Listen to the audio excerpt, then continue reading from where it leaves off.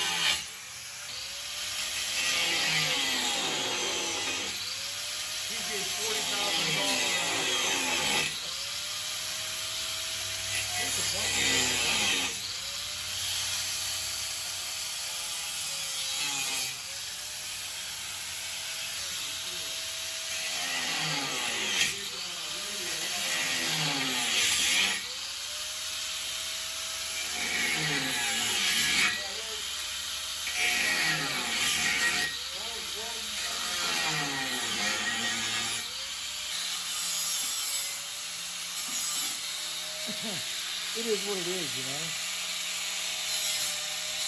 Be nice.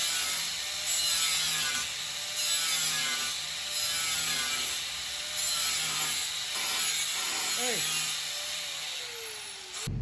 All right, so we skipped around a little bit. We've got the intercooler mounted, bumper cover on, checking clearances.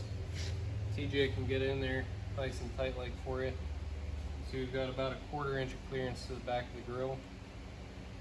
And it's going to be tight getting around the core support, but I've done it previously on a bag CC, anyone who's been following the page for a couple years. So we're going to call it a night for tonight. I got to be up at 5 in the morning for my aviation job, but we're at a good stopping point. We're going to slide over to the empty bay, and when we pick this video back up, it'll be running some tubing for the charge pipes. Really the only thing left that I don't have sitting here for the build is a reducer for off the KO4 comes factory on this Golf R. So we're gonna grab a few more things and wrap it up on the next portion of this video. Alright, so everything's buttoned up.